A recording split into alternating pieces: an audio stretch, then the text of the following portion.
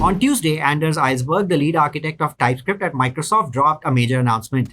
Today, I'm here to talk about Project Corsa, which is our effort to port the TypeScript compiler and toolset to native code. Port TypeScript compiler to native code? So in which programming language is TypeScript written in? Now, since the inception of TypeScript more than a decade ago, TypeScript's been written in itself.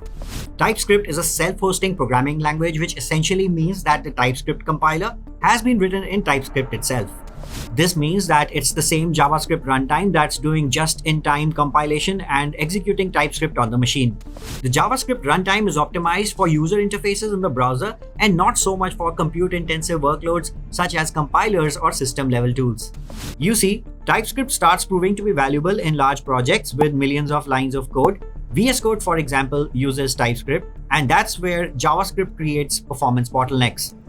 JavaScript, due to its just-in-time compilation and single-threaded nature, results in longer compilation and type checking times, impacting developer experience. To get rid of these performance bottlenecks, a change in the compiler code was needed, and the intention was to port the existing compiler code into the new compiler instead of rewriting the compiler.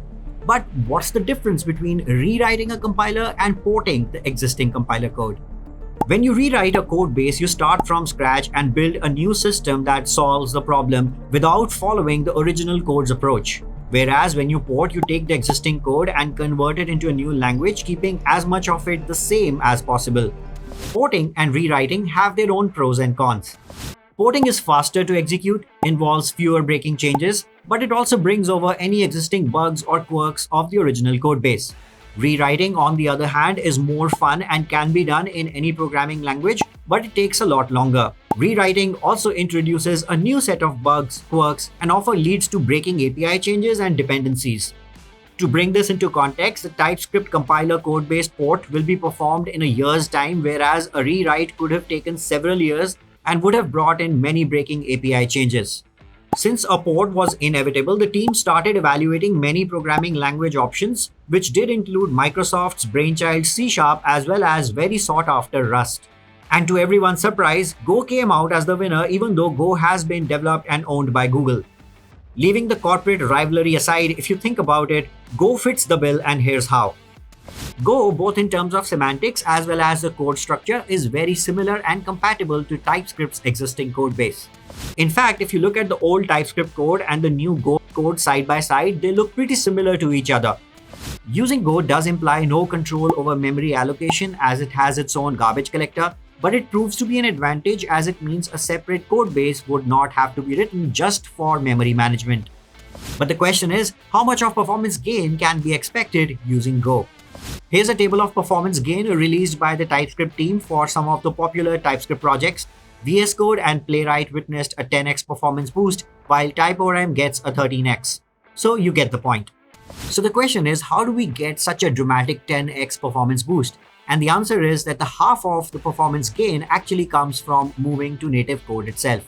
Using Go means ditching the just-in-time compilation by JavaScript and generating native code for the operating system, which is responsible for 50% gain in the performance.